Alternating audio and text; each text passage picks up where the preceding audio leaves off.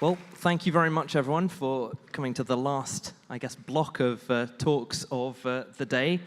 And yeah, I think there should be hopefully an interesting conversation. I guess by now a lot of you will have had the chance to sort of meet other people here and possibly have a look at some of the kind of sort of products which are being kind of exhibited and have maybe a sort of slightly better idea than you did at the start of the day about the kind of innovation which is going on in this space at present.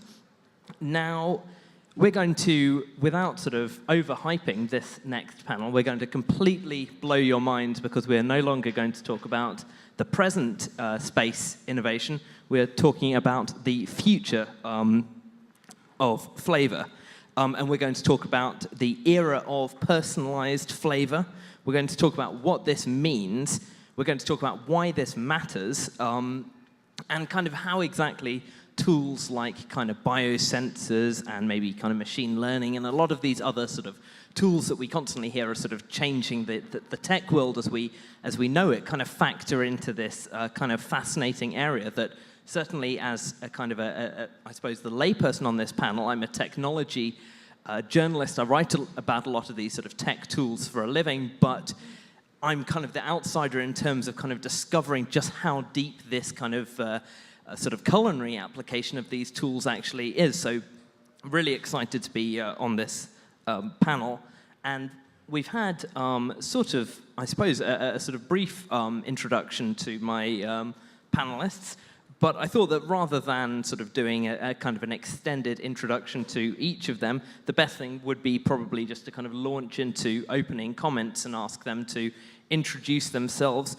And I want to kind of be, I suppose, not mean, but kind of ask a question which is really kind of posed by the topic. If we're talking about the future of flavor, then kind of why does that need to be different to today? Why is this something that needs to change? You know, a lot of the time the successful technologies out there are ones that are kind of solving problems. It's not just technology for technology's sake. So kind of briefly, if people could introduce themselves, talk a little bit about sort of what they're doing in this space, and really maybe address this question of what is it that we're trying to solve with this. I don't know whether we want to start at this end. And yeah, so Alex Bastos, I work for Givaudan. Givaudan is the worldwide leader in flavors and fragrances. So we've been around for 250 years doing flavors for the food industry.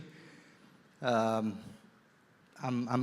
part of the science and technology team and mostly looking for emerging technologies, the future of flavor, where this is going and all of that. So I'm here very much like as an explorer.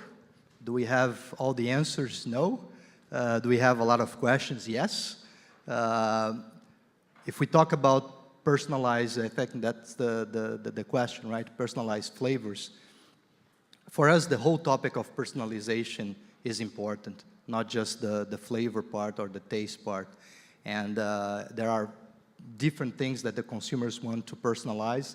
One of them is taste, but we see also all the other part, like, you know, nutrition, and everything you do personalized on the other dimension, you impact taste. So the personalization is not just about the preferences, but what you need and how that impact your, you know, taste preferences. So for us, we have like a long history and a lot of knowledge into, you know, combining ingredients to create great taste, and we are exploring this space to understand what's our play in the future. So my name is Johan Langenbick. I'm the co-founder of FoodPairing. FoodPairing has been known as the world's largest creative chef community. So we inspire about 200,000 chefs to create novel flavor pairings, top chefs or fine dining, but we're much more than that. So since 10 years, we have been digitizing flavor from a molecular point of view. So both on the aroma and on the taste, we have created the world's largest database of ingredients with their flavor profiles. Why? Because we knew that flavor would be extremely important for the digitization of food. So on top of that database, we created algorithms which were capable, just like a sommelier basically, identify which are combinations, which kind of interesting combinations can I create. And that brought up a whole area of new white space flavor combinations, ranging from ginger with banana, whatever. It really opens up a whole flavor space, and we are proud that we've inspired both the industry and both chefs around the world.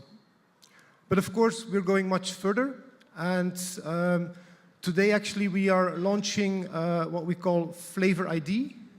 A Flavor ID is not only bringing the consumer into the play, where we think his flavor preferences will make a large difference in the personalization of food, but it also will enable us to really enable features, functions on e-commerce, smart kitchen, or even mobile health applications. So this is what, in a nutshell, we are doing. My name is Daniel Protz. I'm one of the co-founders of a company called FlavorWiki. And what we do is we do taste perception and preference measurement using a digital application. So one of the challenges in anything that's related to flavor and sensory is that we, as normal people in the world, don't understand scales. So we're taught what 10 centimeters is and what blue is, but no one taught us what a 7 on a citrus scale is. And so in the work that Alex and others do at their companies, there's something called sensory sciences, which is a specialized field. It's very expensive. And what we've done is created a digital application which is backed by a statistical algorithm which allows regular people to give us this information. There's two things that we do mainly with that. Number one, we work in what's called so-called taste communication. So this is in the B2B space where there's formulation work that's going on that has to be very precisely described. Our application is used there, and also in consumer insights work. So the ability to gather consumer insights about taste and flavor preferences from thousands of people online in the digital space. So measurement then makes that possible.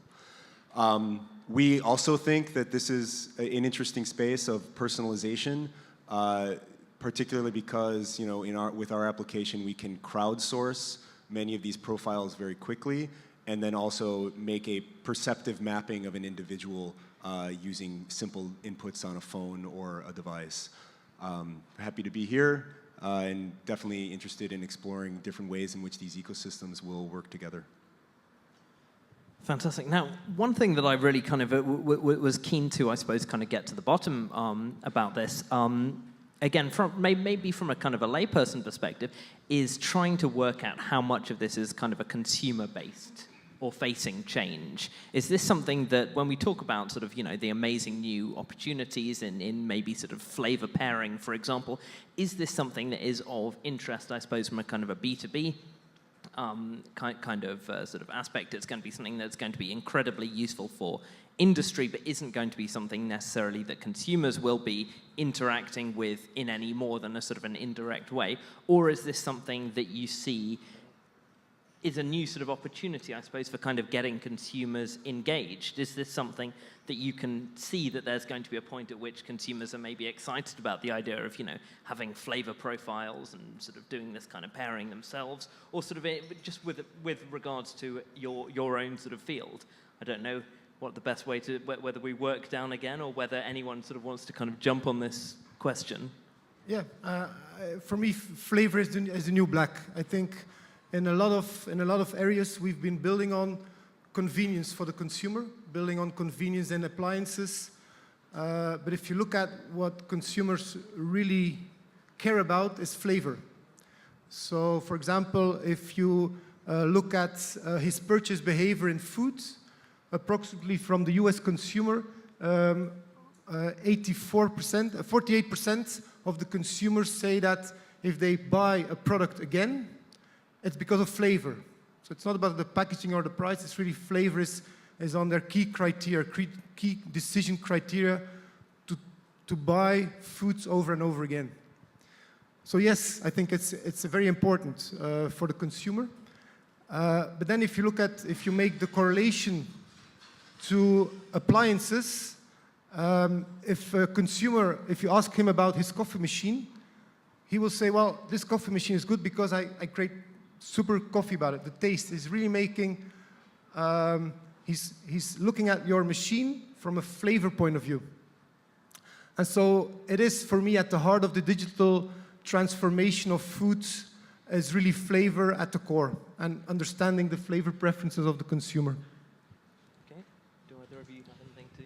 Yeah, I mean, I can't agree more. I mean, it's, and of course, right, being a flavor company, we believe that taste is king, right? I just had a very nice chat with Cesar from Mars, and we were having very good laughs about it, right? I think it's definitely like consumer-centric, right? And when you talk about food, it has to be. Food, and when you think about taste preferences and all of that, we know it's very local, right? It goes back to culture, it goes back to emotion, and the consumers, they want that empowerment to define, you know, what they're gonna eat. And again, in terms of nutrition, in terms of, goals that they have, and of course, with all of that, it has to taste good.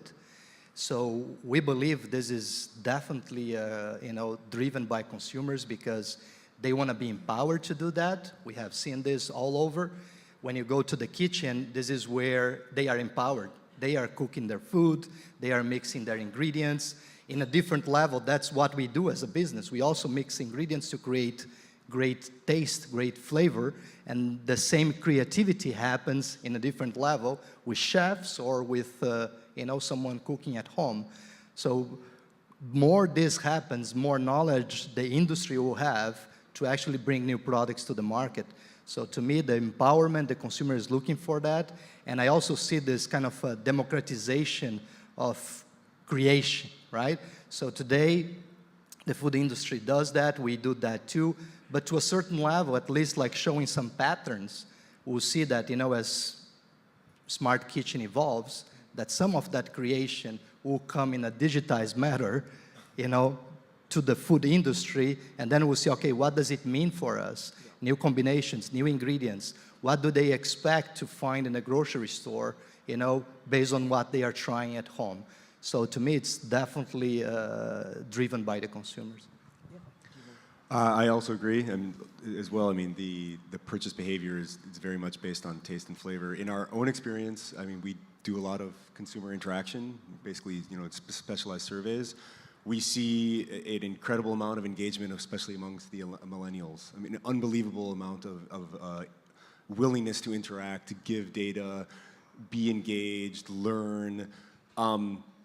For us, and from our perspective, the large question is, what will the ecosystem evolution be? Because, we talked about it a lot today. I think there can be no one single standard necessarily, but there almost needs to be many. I mean, if you can think about, or many that coexist in a way. If you think about the smartphone platforms, things like this, because this information, particularly around taste and flavor, is so specialized, and even understanding and interpreting it is very difficult, and there aren't so many people in the world that know that space.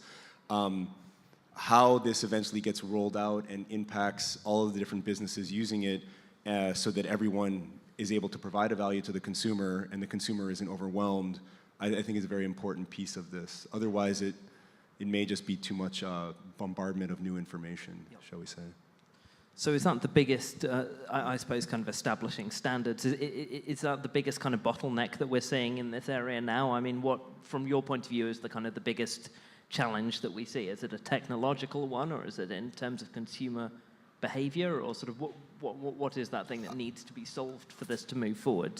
I mean, well, for us, it's connectivity and communication, right? I mean, there's many ways in which we can connect, but if we can't communicate in a way that's structured, then that data doesn't really mean much.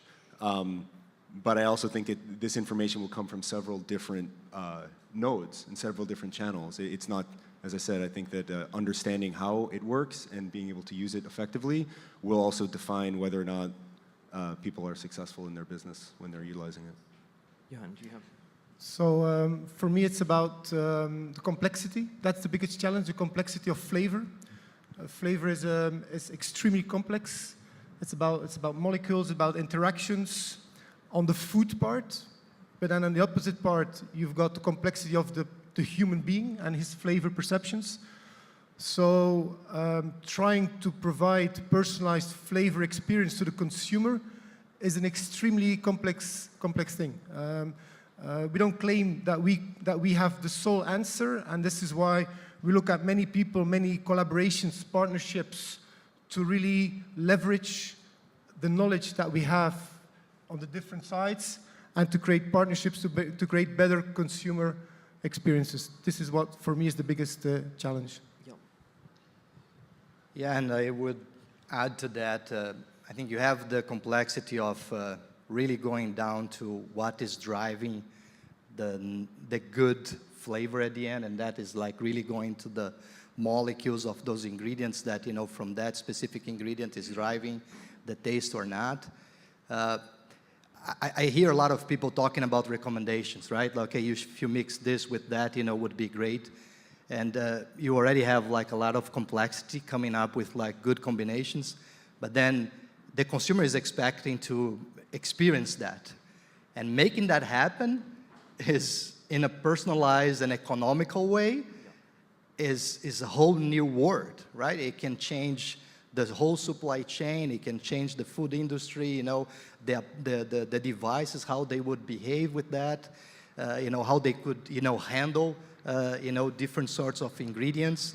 I think there is a lot that, so every time we talk about personalization, we talk about all this, you know, understanding the persona and trying to create something unique for that persona.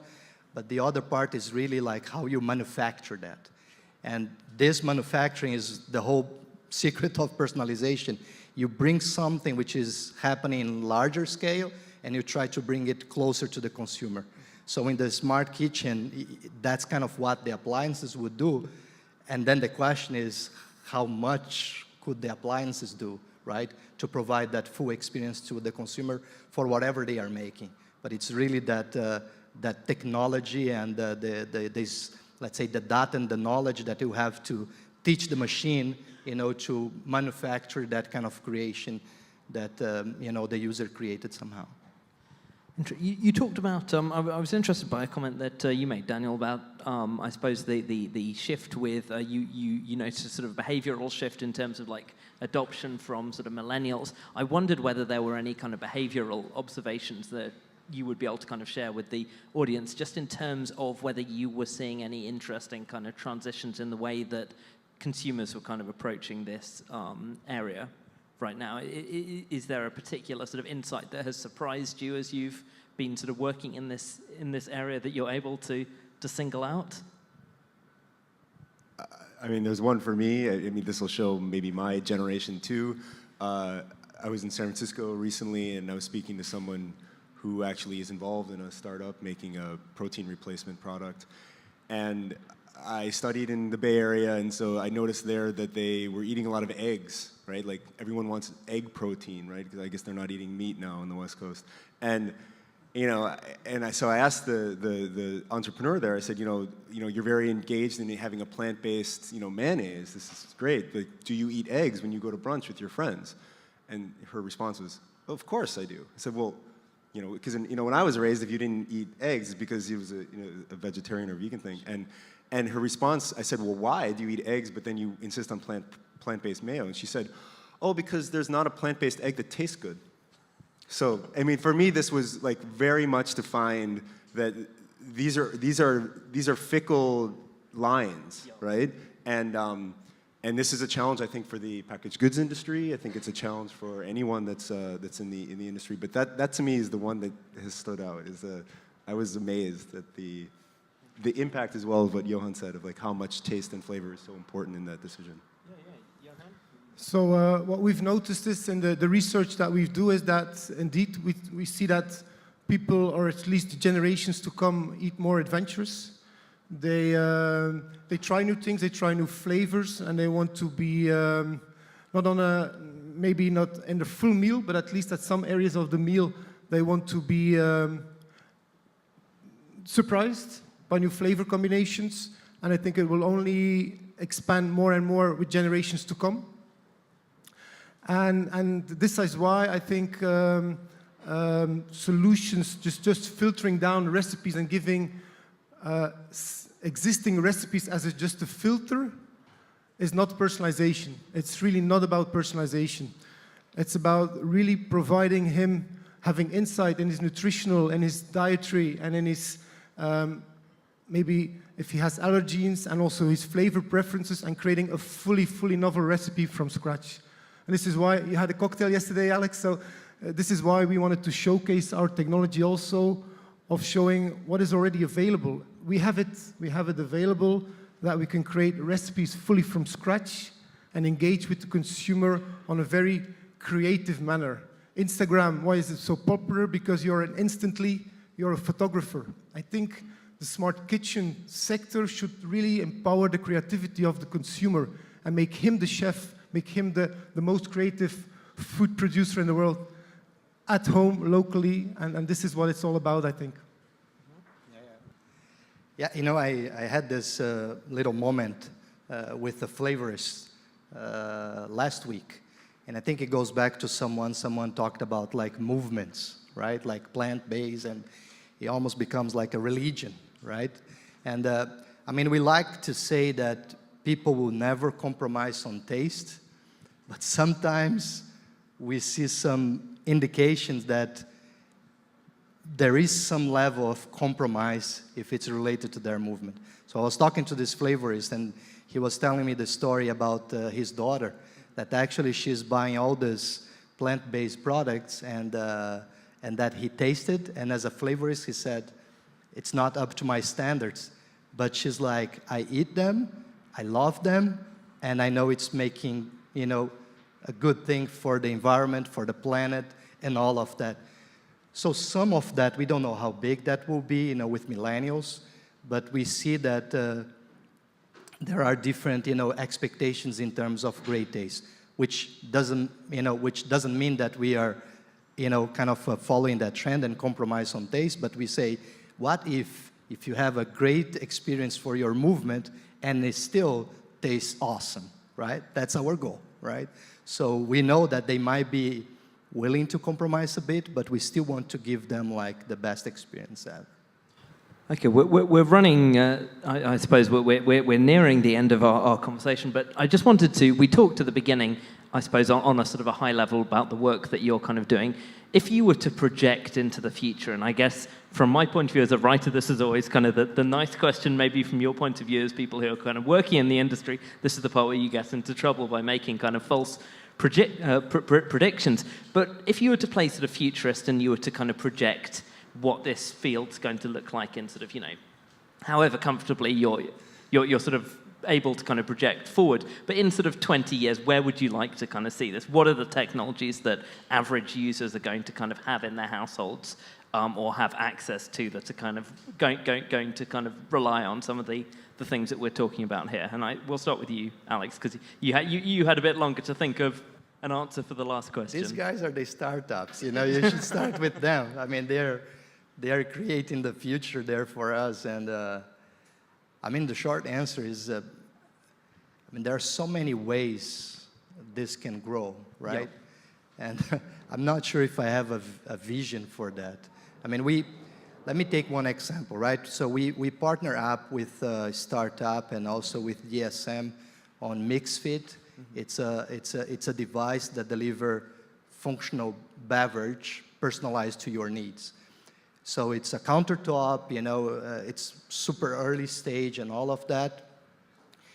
And it's gonna take your whole profile and anything you add into that, right? If you wanna add DNA, genomics, flavor, you know, preferences and all of that, and then you get what you need, not just what you like, but what you need. So I think the personalization is gonna go more mainstream into that, not just personalized flavors, but the personalization in general, and I think you'll see more and more of that at home. Interesting, Johan.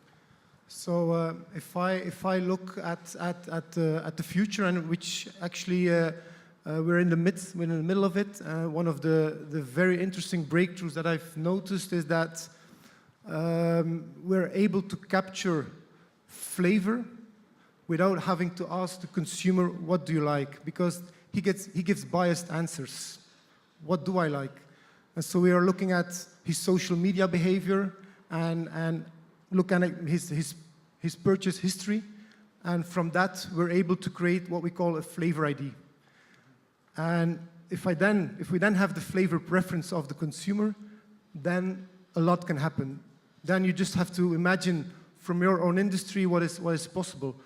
So looking into the future, you can see all different kind of things. But if I would look and if I would emphasize one, I would say it would be reducing the complexity. The consumer is not looking to more connectivity, not more looking to more apps or things like that. It's like, how can I reduce the complexity to give a seamless, effortless flavor experience? I go into a restaurant and this chef knows me before I enter the restaurant, and he gives me like a surprising dish, which is like, wow, exactly, how did he know?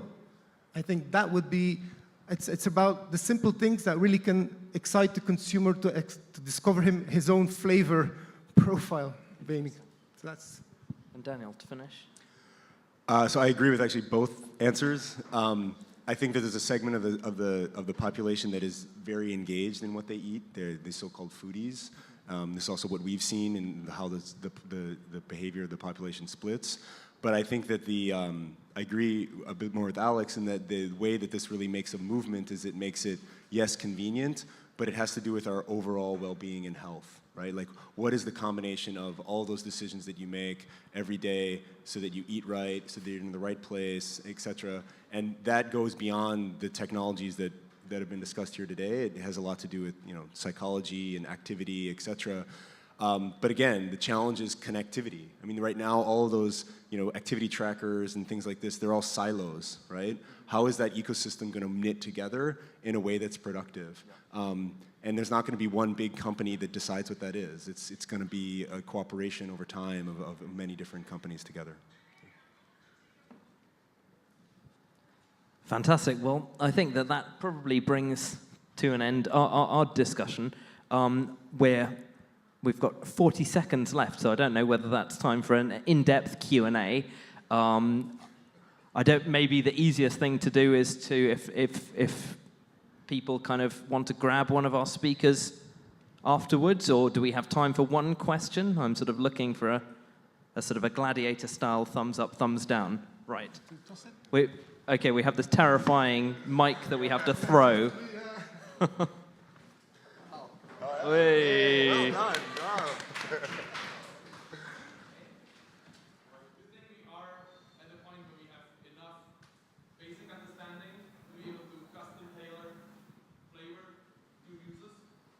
Who wants to grab this? So the first part of your question, probably Alex should answer. My opinion is that there are many gaps in the knowledge base, that it's very, very deep, but there is much more to discover. It's an incredibly complex area. The question, though, I think there is enough knowledge there to make a personalization that is perceptively understood by the consumer. So you can do a lot of things that is very detailed, and the consumer will never know, right? I mean, consumers know strawberry. They don't know 12 different types of strawberry, which there's more than that exist. So I think that understanding what you can do is important, but there's much, much more to be done, for sure, which is great. Yeah, I think it's indeed complex, and of course, things are there to learn, but there is a lot of breakthrough technologies which have been available. If you start from a science perspective, and have got a solid base, applying things like machine learning and natural language processing makes life easier, and you can explore faster the missing gaps in your knowledge. So we have a whole team just looking at discovery, right? Like discovering new molecules, discovering new, flavor icons and all of that.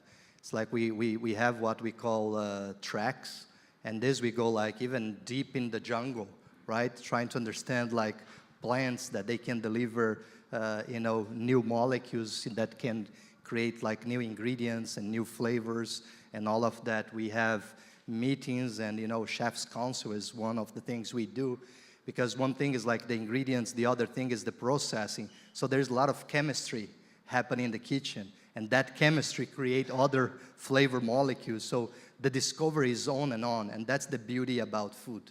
It's almost like unlimited. So we'll be discovering new things pretty much like forever. And the more we have like a platform to kind of digitize and help the consumer, the better we will be. So, but the discovery is still like a lot of what we do. Fantastic. Well, thank you very much. And please feel free to grab any of the panelists afterwards, and they will answer all of your flavor-related questions in detail.